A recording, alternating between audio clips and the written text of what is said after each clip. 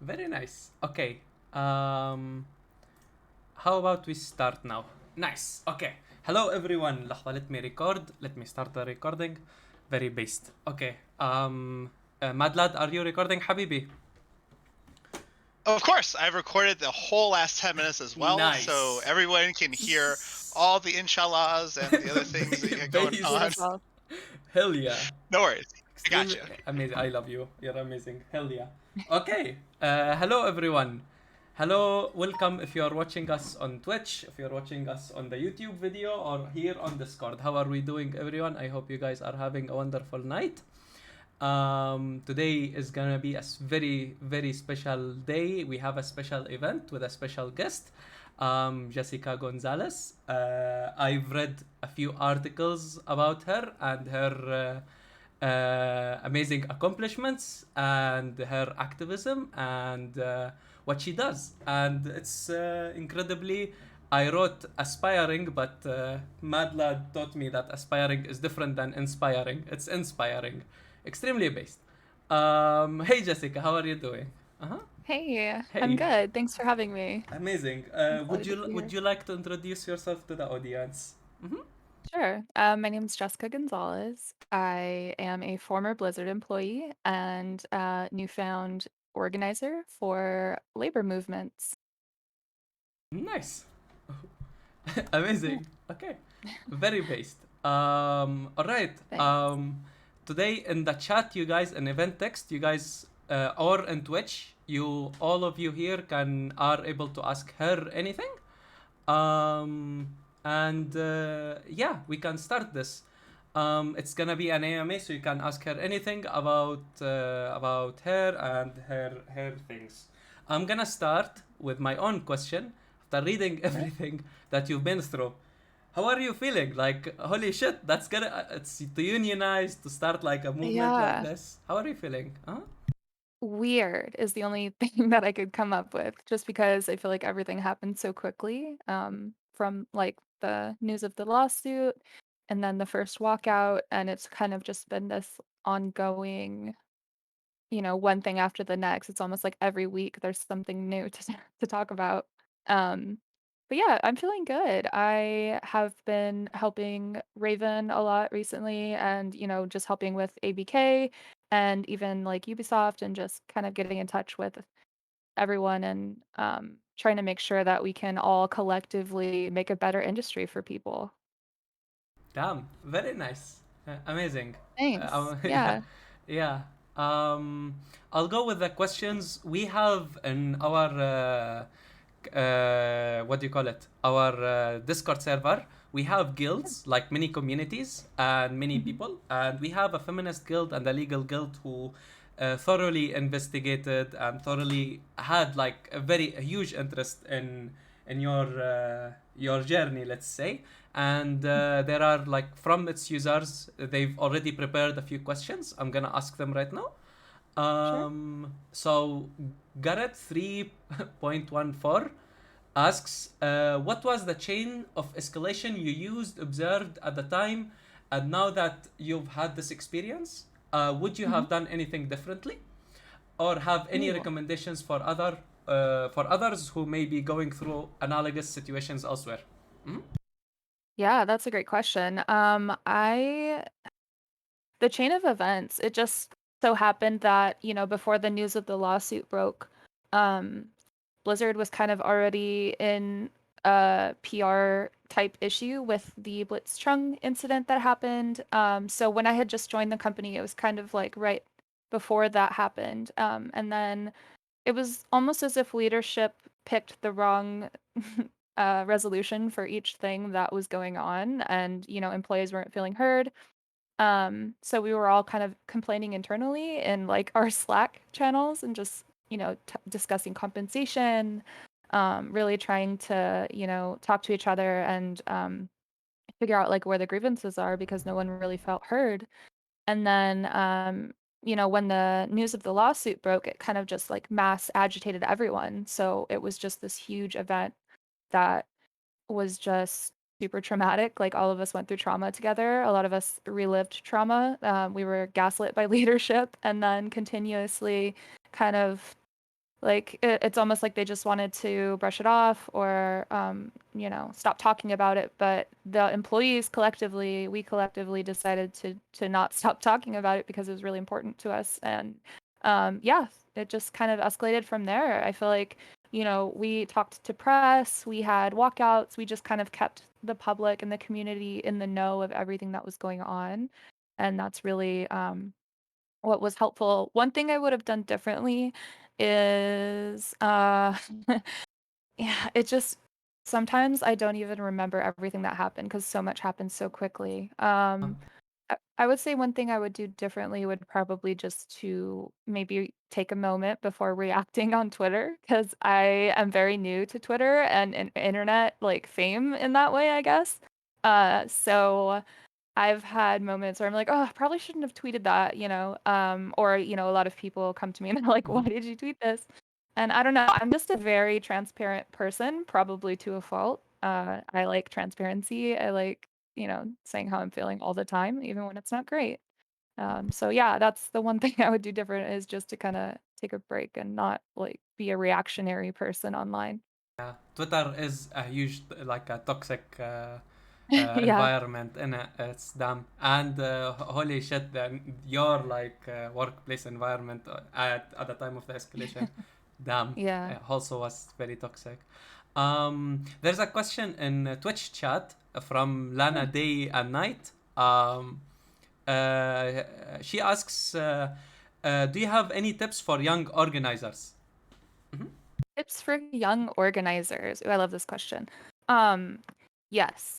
Just most of your organizing is built on relationships. So like, when you're trying to organize your workplace, you have to kind of think about it as, it doesn't matter where you or the person you're speaking to politically align. You all need to align as workers because, that's at the end of the day, a union is a collective of workers.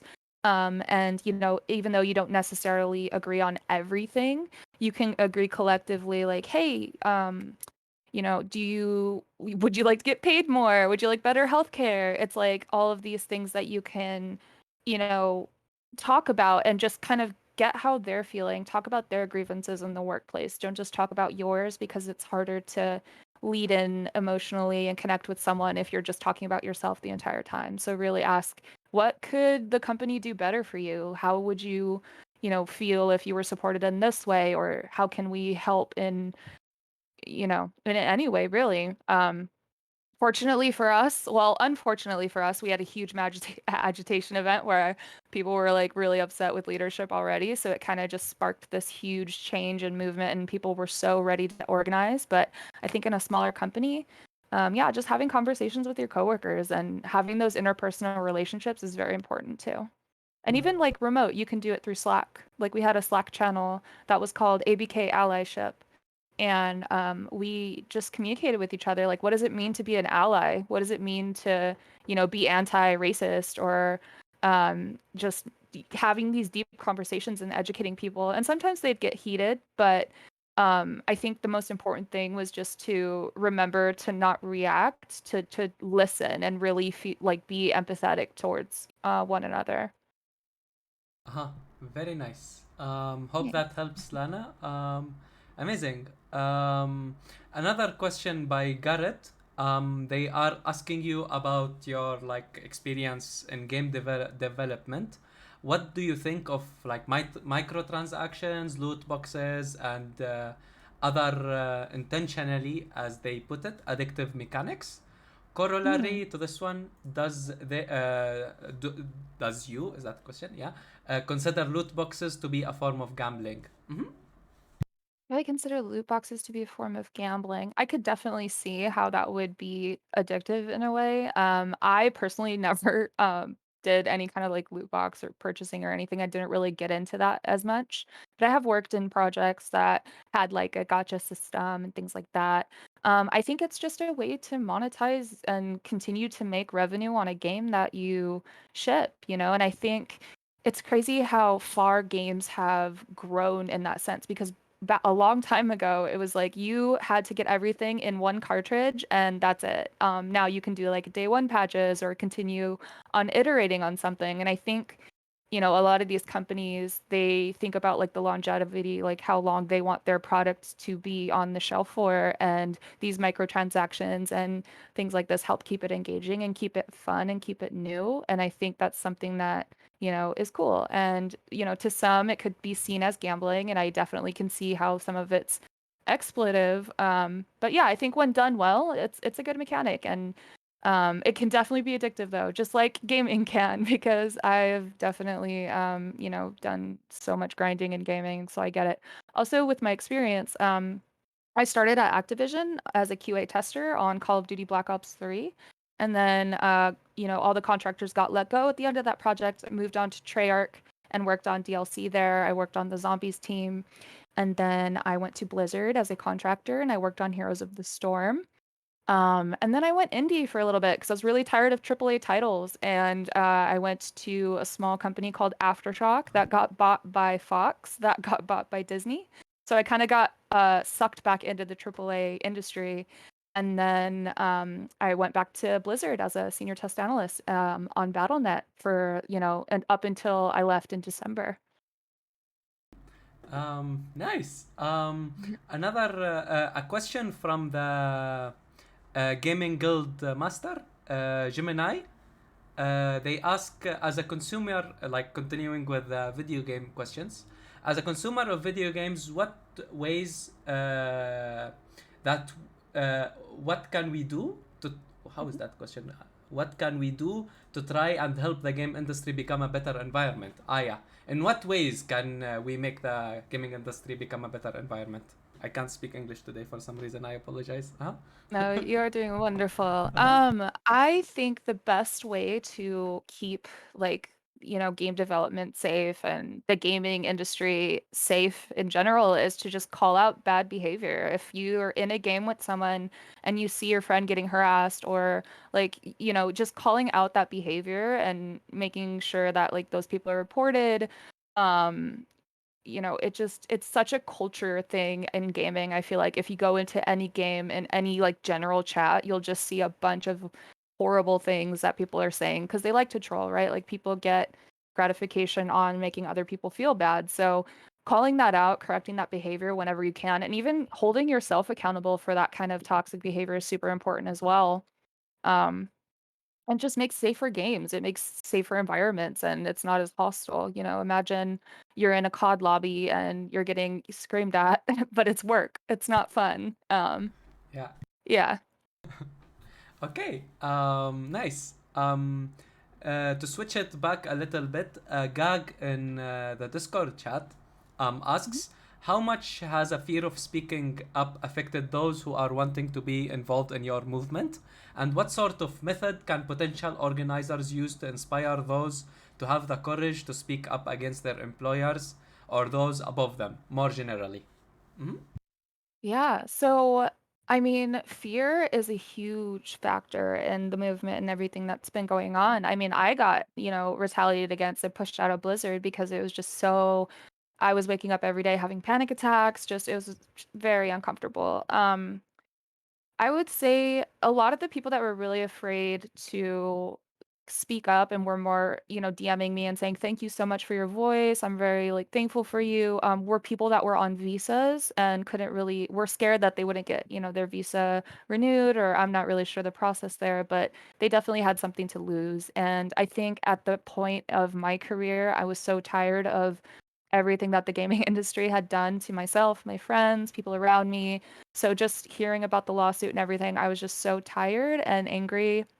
And I used that to just be loud and continue to be loud and speak up for people. And, you know, I would get a lot of messages like, hey, thank you. I'm really thankful for you because you're saying all these things that I can't.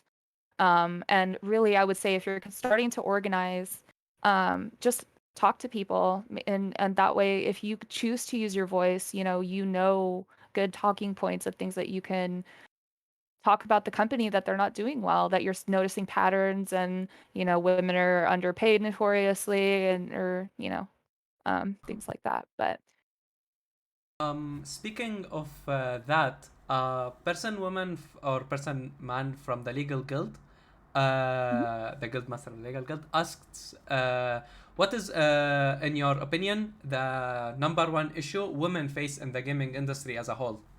Mm-hmm.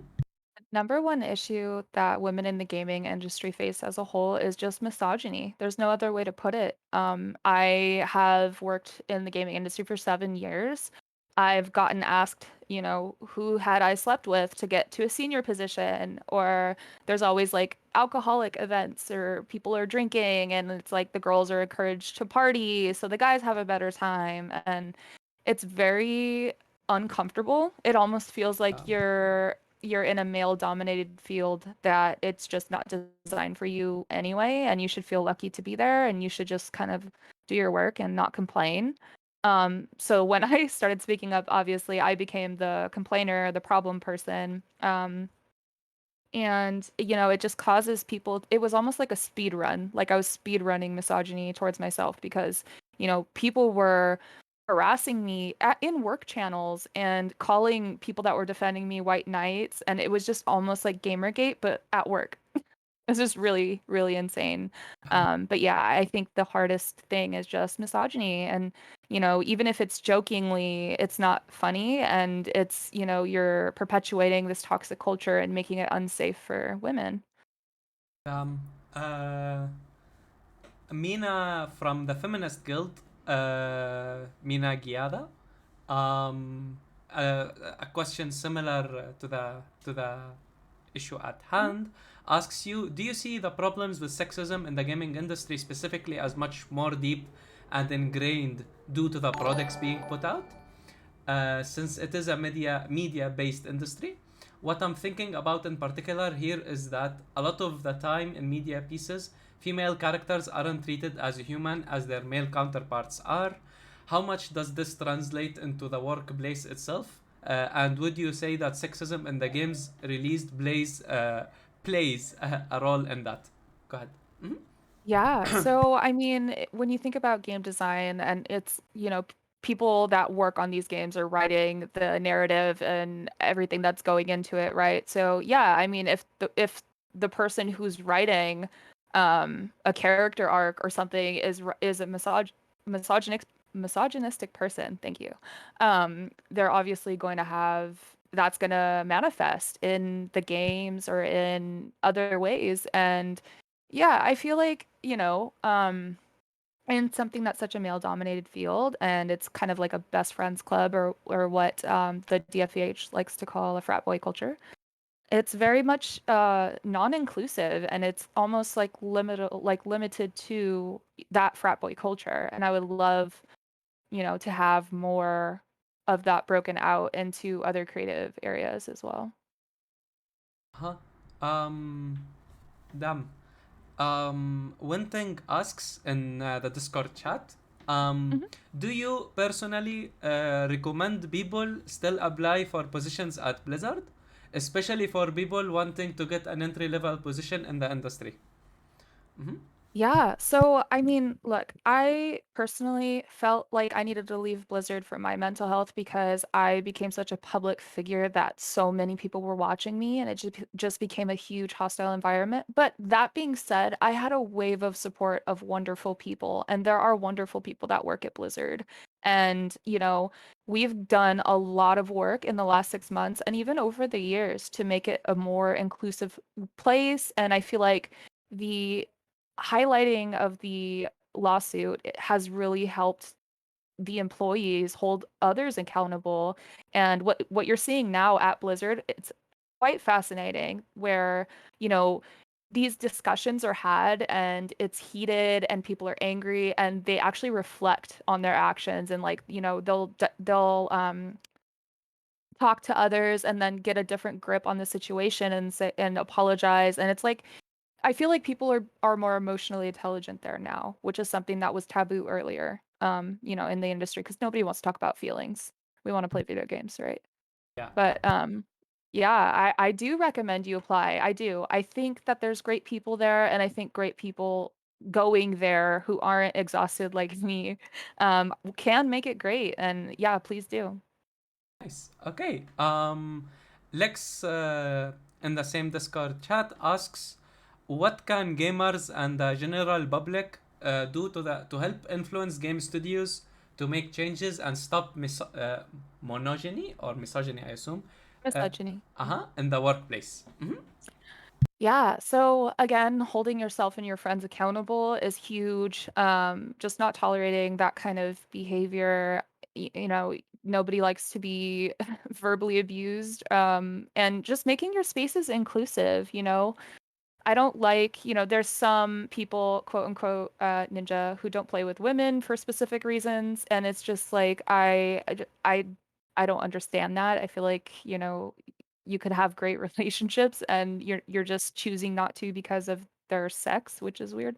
Um, but yeah, I think that just holding each other accountable, you know, making it more inclusive, and towards the businesses, like just keep these kinds of discussions alive, like keep the flame lit. Especially on Twitter right now, we're doing a lot of activism towards unionizing the industry across ABK would be great, but we're starting at Raven Software, so just keep the flame lit there, keep talking about it, making sure that we have good working conditions. It's the most important. I Uh-huh. know, right?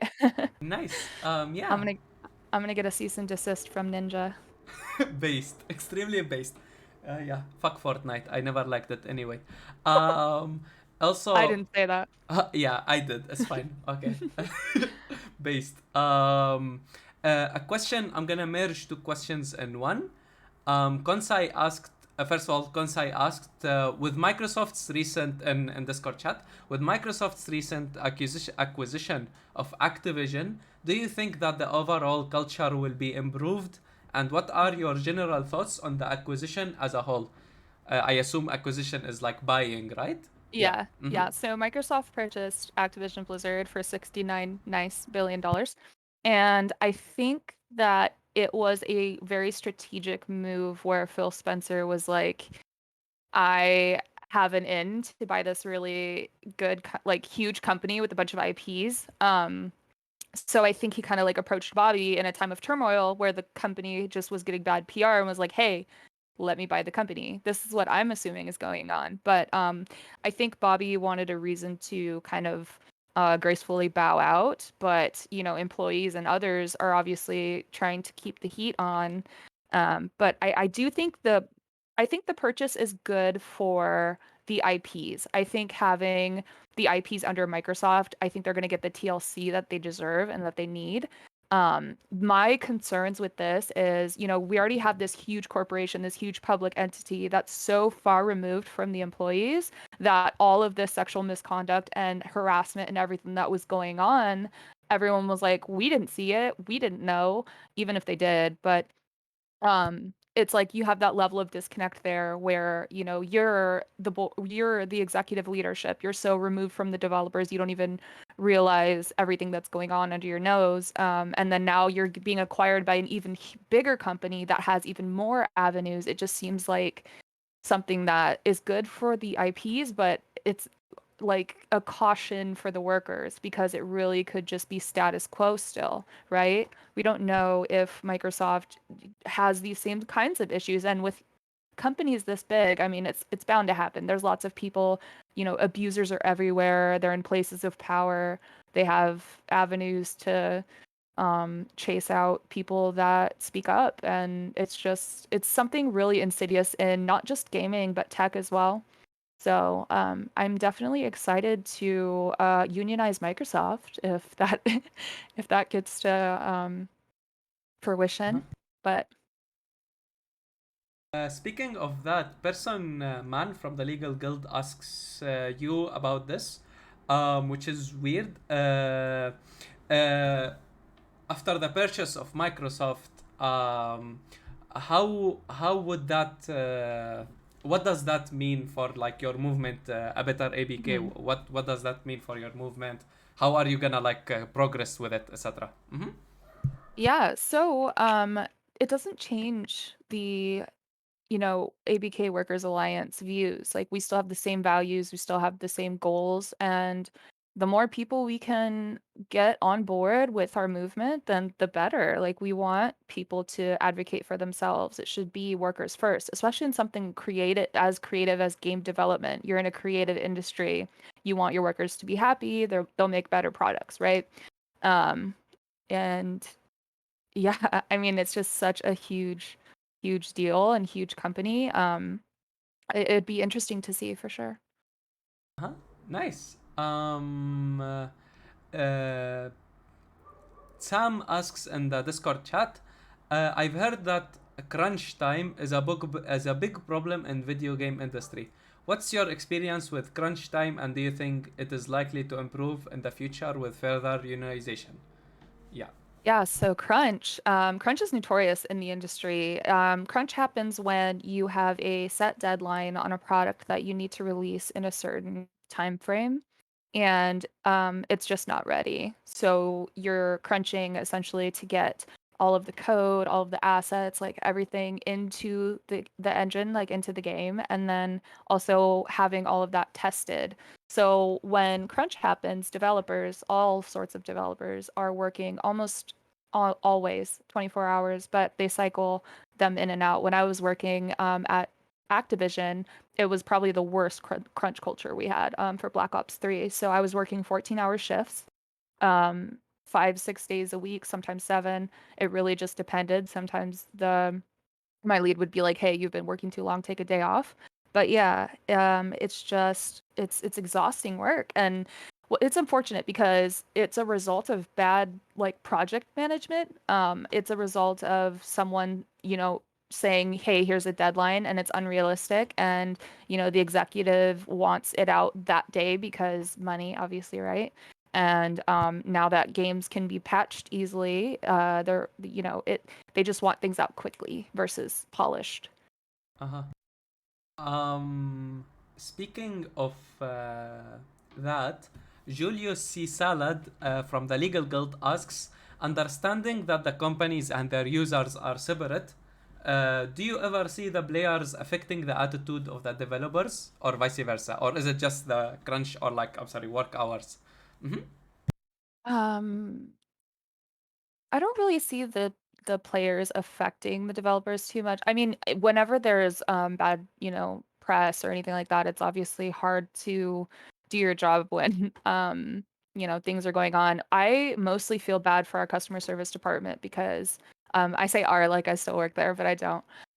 For the customer service department because anytime like a scandal happens or anything goes on, they're hit the hardest with people that are, saying horrible things to them. And it's like these are the people that are kind of affected by everything that's going on. And, punching down is something that happens a lot with these kind of movements is people, they have so much frustration and passion.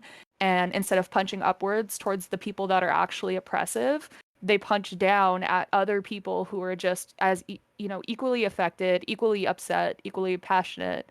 And it's something that I've seen a lot lately with all of the activism and everything. Uh, yeah, I don't know why I went off on that, but hopefully we can get back on Yeah, track. amazing. Yeah. Yeah, I think the idea that players like uh, shit on the customer service being Yeah. extremely critical to them. Yeah. Uh-huh. Yeah. Gag asks in chat, do you feel as if there have been any particular multiplayer games in the last little while that have allowed women to feel more comfortable speaking up in voice chats? Overwatch comes to mind as an example. If you feel the same way about it or another game, which is it about such games that provide the higher level of comfort for women? Mm-hmm. This is an interesting question because I play League of Legends, so I'm not in a game No. that feels safe to me.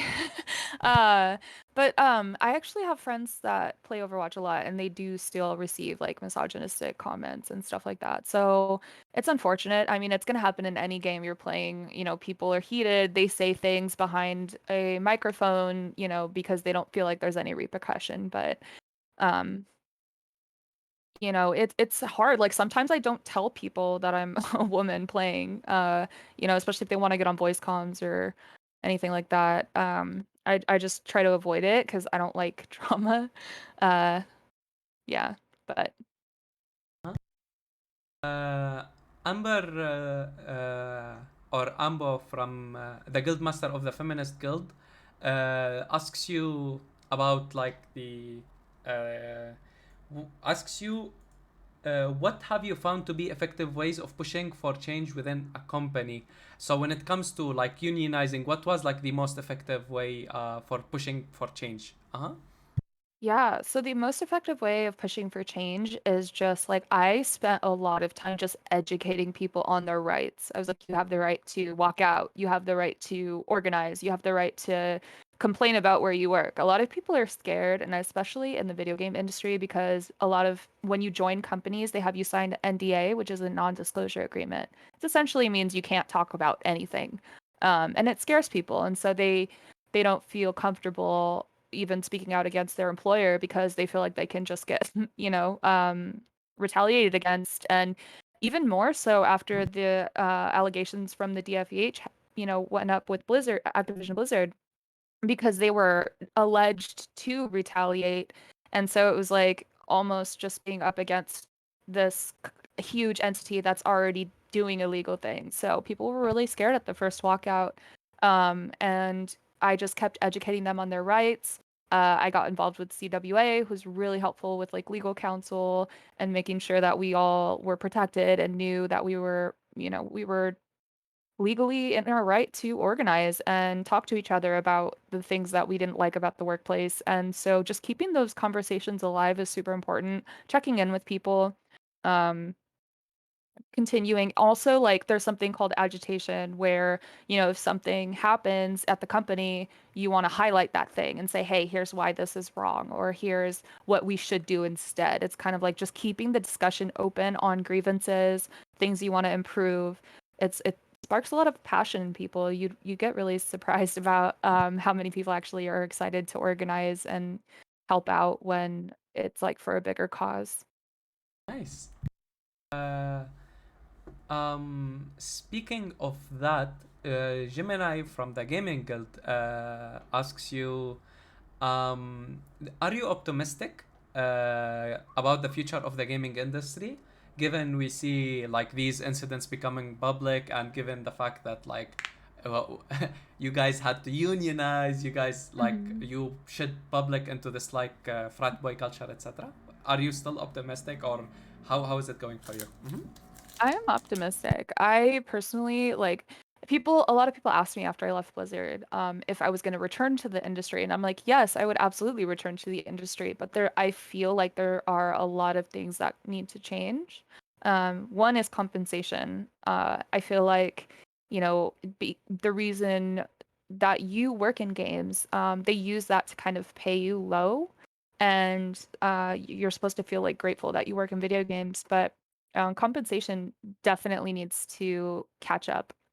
Um, and just better treatment for contractors, or even like not using contractors would be great, because the way that contractors are treated in the industry is just awful.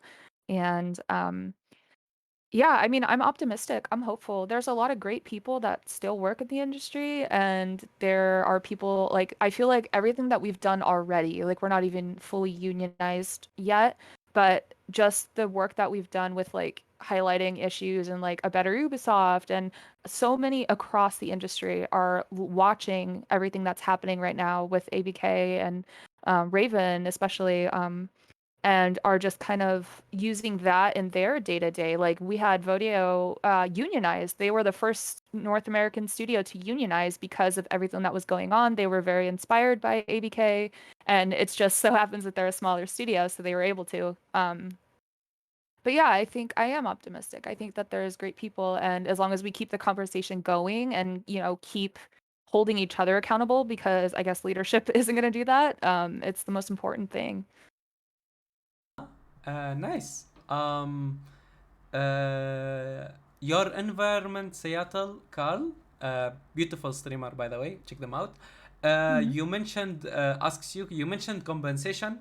in BattleNet, our HR shared the compensation study with us. I mean, study, I think. Did they share the compensation study with us? Did they share the compensation study with QA as well? No. So what we did was we had a Blizzard compensation channel, and we had a spreadsheet that we started with just everyone's salary. So we kind of started showing each other our salaries and plugging that in. And so we used that to kind of like argue for better pay. And yeah, we did it ourselves. Yeah, damn. Um, Another question from the gaming guild. Are boycotts effective? Are the better ways? Are there better ways to make voices heard as a consumer? Mhm. Yeah, so this is a funny question because I've been getting it since I started this, where people are like, do we play the game? Do we not play the game? And this one conflicts me so hard, right? Because like I myself play video games as escape. And, if you have that option to escape from whatever is like physically or mentally draining you, please do that. I'm not going to ever judge someone for playing a game or not playing a game. That being said, it is actually more expensive for a company to host the server you're playing on, and you don't purchase anything. So if you want to buy a game and not buy any in-game items, that actually helps. Because you're like the money that they pay to keep the server going for all of these players, and then you're not buying any microtransactions or anything like that. So that's a form of protest in itself. I'm never gonna like say do or don't do. But yeah, I mean, do what feels right to you. I've always said every avenue of protest is acceptable if you want to play the game and just talk about everything that's going on. Just having the conversation is so important. I feel like, just keeping it at the top of everyone's mind is just the biggest thing that can help with everything that's going on. Amazing. Uh-huh. A question from the Discord chat from Kitty Cat. Do you think strikes like the one conducted by Raven that caused Warzone to be very visibly lacking QA around a big holiday season and new content release could be effectively leveraged in the future to bring attention to how important the work of QA really is? Yes. Mhm. Yeah, yeah, I do. I definitely do. I think people are starting to realize that QA is a valuable asset to video game development. When I first started in QA, we were very much siloed away from any other part of development, and we weren't allowed to talk to engineers or designers or anything, or even say that we were a developer. But I feel like now, QA is such a technical field. You have to have really good attention to detail. You have to essentially like scrub the entire game for bugs and defects. Um, so it really is interesting. And I also feel like the consumer and the quality assurance department have a lot in common. We're kind of like a player advocate. Like you want us on the team because we are going to advocate for your best experience in the game. Like we're going to play the game hard and make sure that it is not broken and it is balanced. And you can tell how good a company treats their quality assurance department by the way that their game releases on day one. If their game is super buggy and, like what we saw with the Raven strike, Warzone genuinely suffered because QA they striked, and then Activision Blizzard leadership took QA from other departments and put those onto Warzone, and it was like now all of the products that we're working on were collectively suffering. So Nice. From the Gaming Guild, last question from there. What games do you recommend? What's your favorite? And what would you recommend to the listeners? Uh-huh.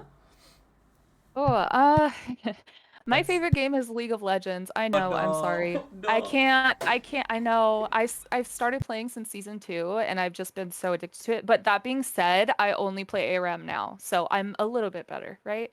That's the Um, excuse. That's the genuine yeah. excuse. Yeah, I also really love Animal Crossing. It's such a fun game to just like chill, you know? Oh, and Elder Scrolls Online, because it's an MMO that you can just chill. It's not like stressful. You can just do whatever. I like to sleuth around and sneak around and steal stuff. But yeah. Hopefully that satisfies the gamers. All Yeah, right. sorry gamers. Amazing. Let me see. Toot toot.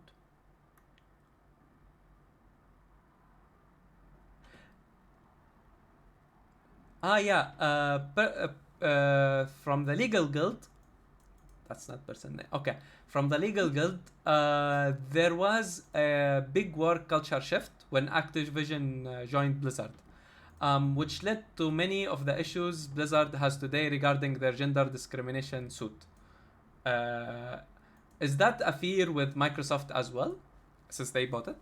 Mhm. Yeah, I mean, I feel like that's a fear everywhere. I feel like Blizzard already had its own issues before the Activision merger, and Activision had its own issues before they bought Blizzard. So I feel like this is just something that we are slowly seeing happen more because it's just everywhere. Like, I feel like it's just everywhere. I feel like it's just our culture as, in the US of people just having their best friends and having this like frat boy culture, and everyone wants to like push each other's boundaries. And I'm not even sure really, but I wouldn't say that like the Activision merger caused the issue because there was definitely these type of issues before.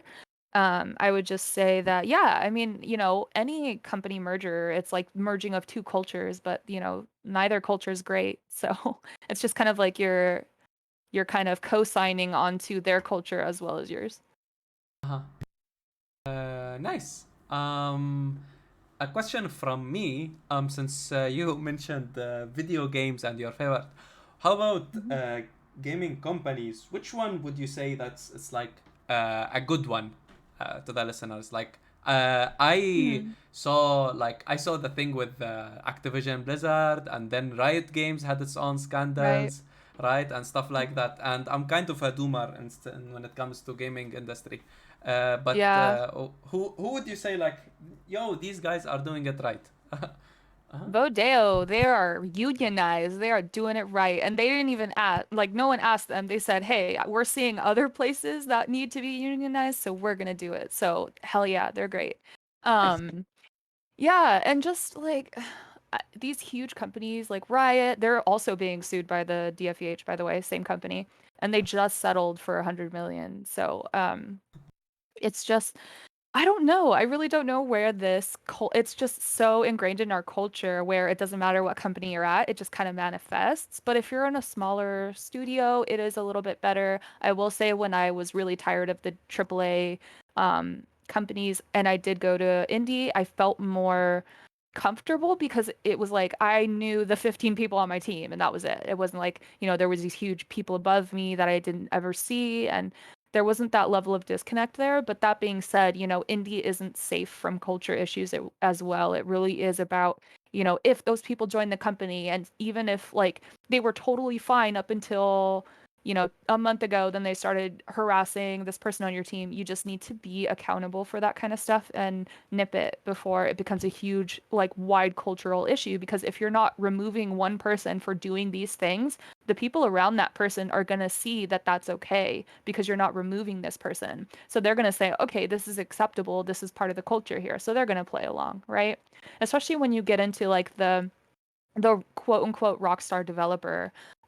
When you put these developers on a pedestal and say like, oh, they're great, like look at all this stuff that they created, they're a rock star, that goes to their head. I mean, especially with a lot of like the Blizzard people named in the lawsuit, they really thought that they were untouchable, and they even had like people in human resources that were kind of just ignoring sexual harassment and discrimination claims. So it has to start with you. You have to be like an advocate, an anti-harassment, anti-everything, so that way it gets shut down as soon as possible. Uh-huh. Nice.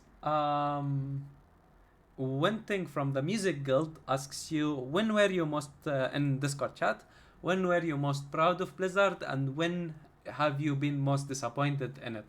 Mm-hmm. Um, this is a tricky question. I'm most proud of Blizzard for really like for the employees that genuinely want to see it do better and be how it can be.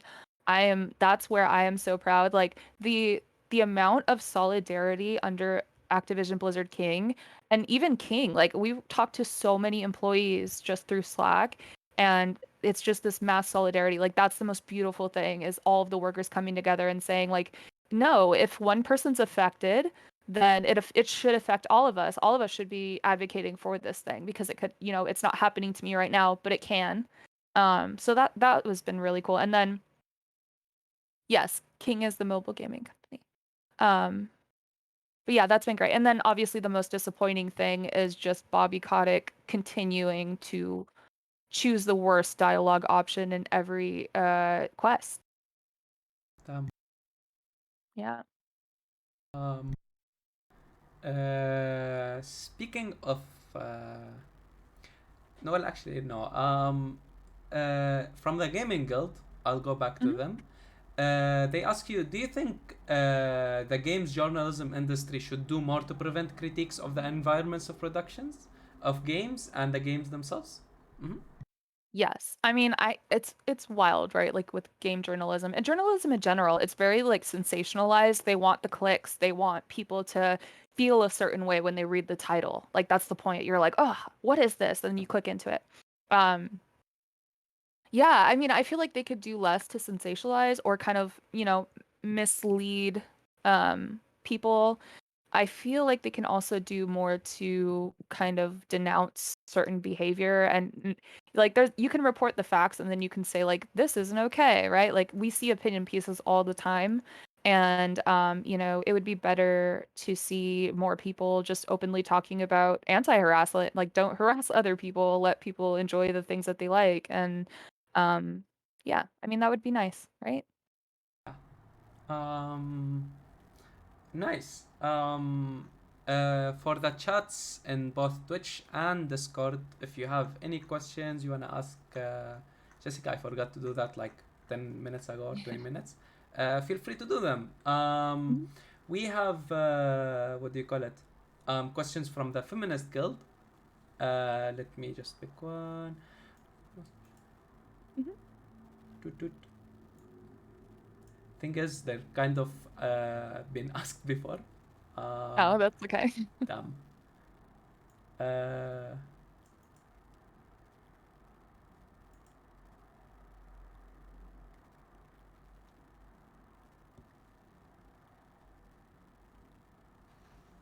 yeah, here's a question. What was this is from Ambo. What was the reaction from higher ups to A Bitter ABK's activism? Like, uh, and if the Yeah. reaction was bad, how did you deal with it? Mm-hmm. Yeah, so the reaction in the beginning was just completely ignoring us. They were like, it doesn't exist. We don't know what these demands are. Telling press like we're talking to employees, just lying. Um, so that was the first reaction. And then when it started getting more popular, more public, uh, we heard like Mike Ybarra kind of allude to like bad press or like people online, social media. So it's like, okay, so you have heard of us. And so we just started getting louder and, doing more activism and, doing more walkouts. And it was like to a point where they couldn't ignore us. And then how did I deal with it? It was really Yeah. frustrating in the beginning. It was hard to just feel like you weren't even listened to or heard or they didn't care. There was just a huge lack of empathy on the executive suite. No one really cares about the workers.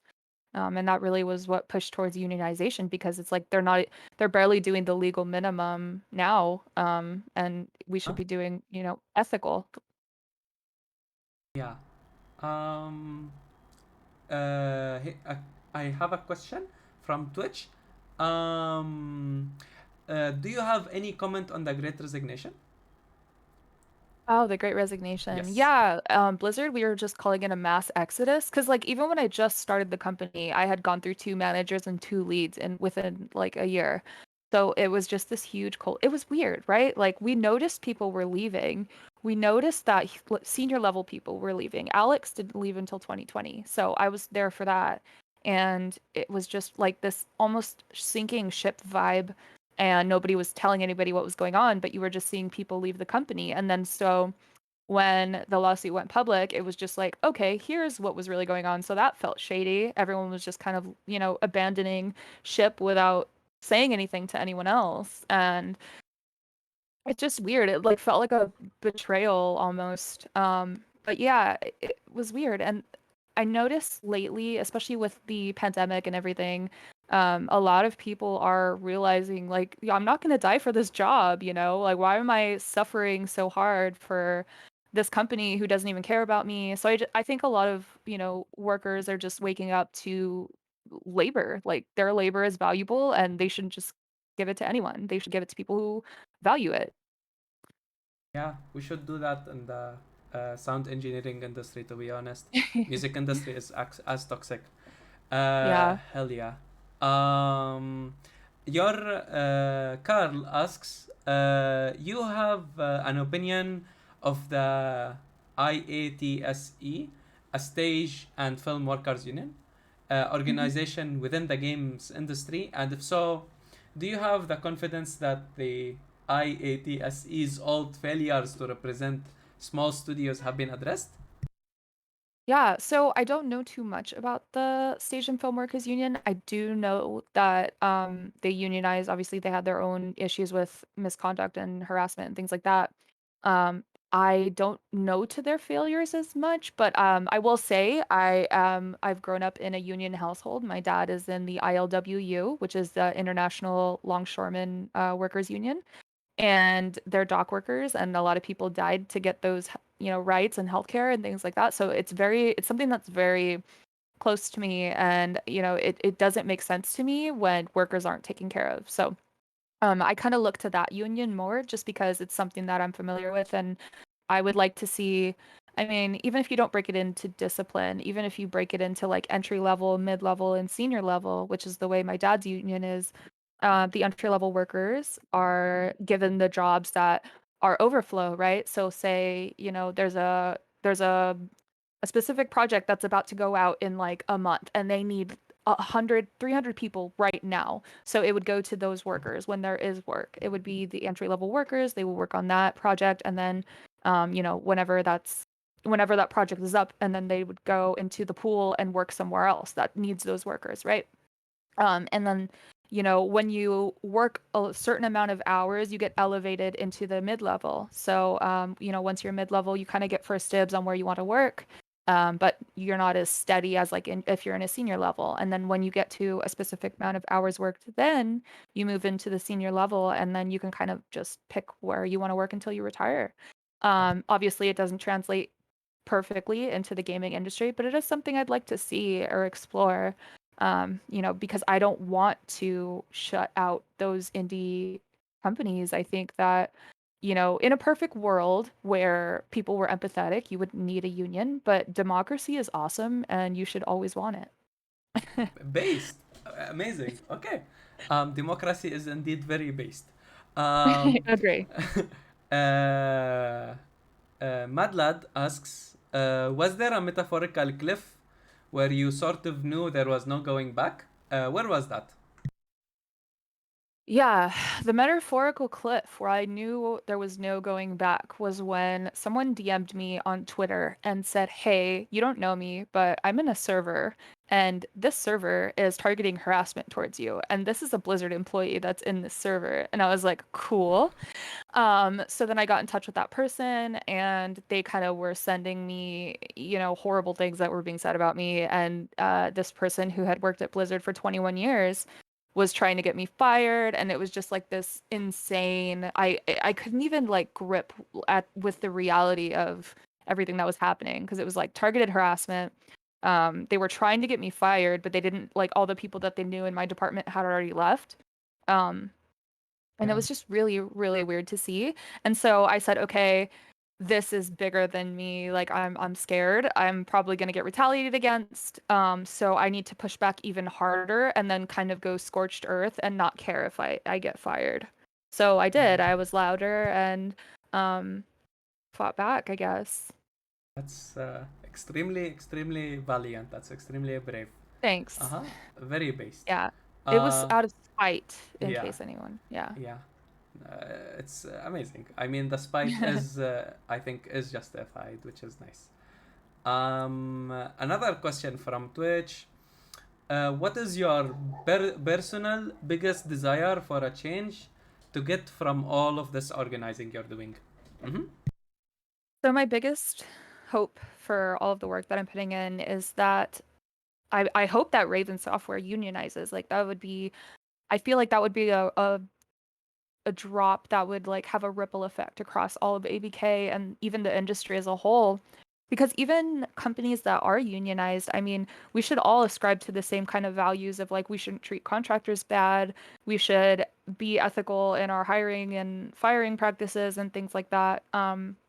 My hope is just more accountability with these companies that, play with livelihoods and want us to do creative labor, but are doing the bare minimum to even support us. So I hope that it just keeps that flame lit. And even if we don't unionize out of it, hopefully we can still get better working conditions in the end.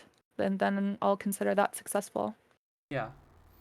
Um, Kitty Cat from Discord chat asks, do you think the old guard in between of game dev will be a stumbling block on the road to unionizing Activision Blizzard? I do. I do. I think a lot of the old guard, there's this like, I suffered, so you should too mentality. It's so weird, and I don't understand it because all of the things I went through as a contractor, when I learned that people were still dealing with that years later, I was like, oh, hell no. Like, I don't want people to suffer like that. So it's just weird that a lot of the old guard, they just feel like they did their time and they suffered and grinded through the ranks and did all these things to get where they are. And so why should you have better working conditions, or why should you not have to do crunch? Because I had to do crunch. So yeah, there's this level of, I think they think that, younger devs are more entitled.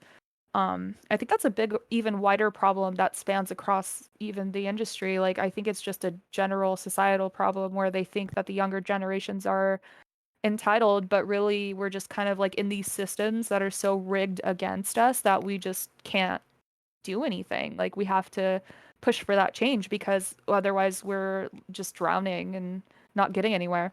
Yeah, that's the cringe boomer mentality. We have the basic, Yeah. okay, worker rights mentality, which is nice, amazing. Yeah. Yeah, great. لحظة, let me get me a question. Um, toot, toot.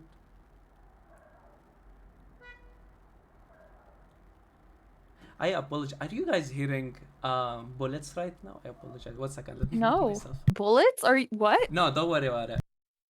Okay. Um, I live cerca La Ventana. I live in a kind of beautiful place in Chile. Okay, don't worry about it. okay. All right. I love my condenser mic. It doesn't short. Hardly. Nice. I didn't hear anything if that helps. Nice. For the recording, okay, which is good.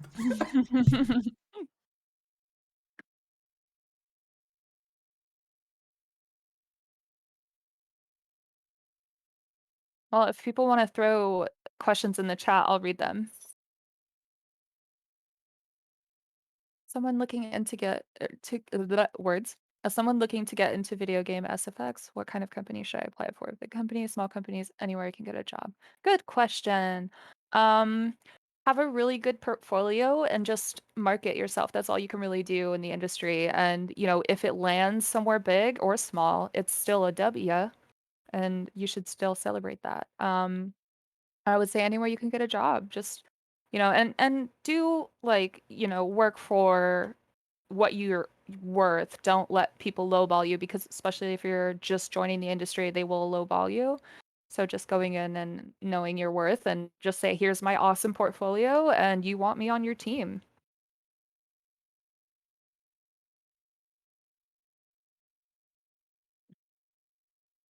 Yeah.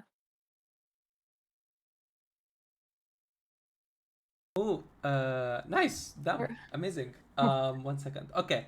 I found one. What is it? Yes, someone from the feminist guild wanted to ask you about. Actually, it's not the feminist; it's the LGBTQ guild. Wanted to ask you about like how gender can be more than an aesthetic choice in character creation. And Fallout gave you an example. New Vegas being male or female was pretty identical, but gave you a very Mm-hmm. different narrative experience with Caesar's Legion. I don't know what Mm. that is, but what do you think about that? Mm-hmm. I actually didn't play that title, so I don't have any meaningful thing to, weigh in on about it. I would like to see more inclusivity in storylines and in character creation in general. I think that'd be great. I think that's cool. I didn't know that they had that option to like Uh-huh. completely change, um, kind Yeah. of the experience based on that, but that'd be cool. I And even think non-binary would be cool. yeah, of course. I think other like the idea like who will be your partner in some EA games like Dragon Age. Mm, I think they also had the thing where it's different, and like there are some MMOs which classes are just like based on gender or something like that. Yeah. mm. Mm-hmm. Uh.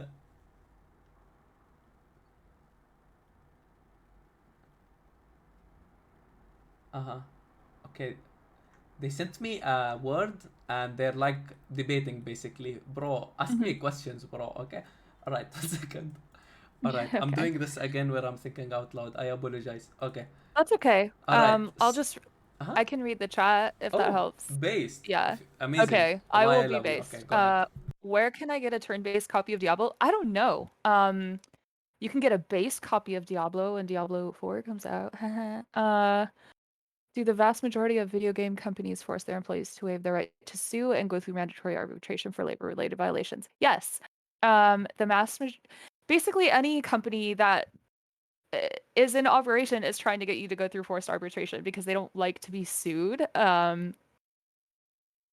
And I feel it's funny too because with everything that happened with the lawsuit, Bobby was like, "We're gonna waive it for sexual harassment and discrimination," which I mean, it should have been that way anyway. I think companies have a huge PR thing where they don't want any of this stuff to get out. And so in order to proactively stop things like that from getting out, they'll do these things like, force arbitration where you can't sue the company so people can't talk about it.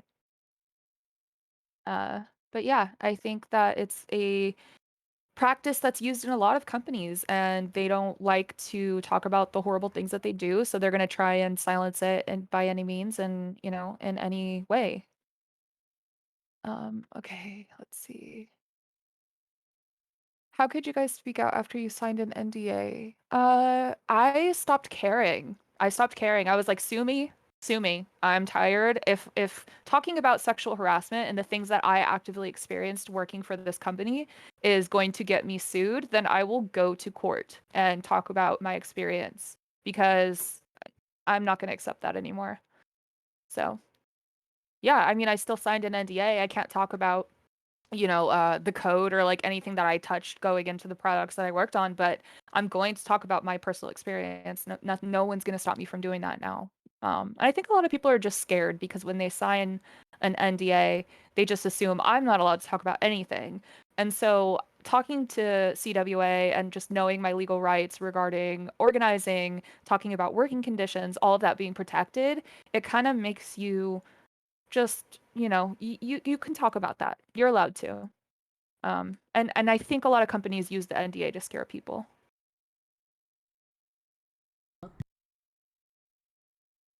Nice. I'll be wrapping it up. I think Mhm. Madlad asked a question. Oh, yeah, Yeah. I do have questions. It looks like there's like a few more being asked. Uh-huh. Okay. So I was gonna like let these happen, and then I'll ask my like finale question. The typing is going quickly. I'm really Yeah. excited to see it. Is it gonna happen at any moment? Any moment?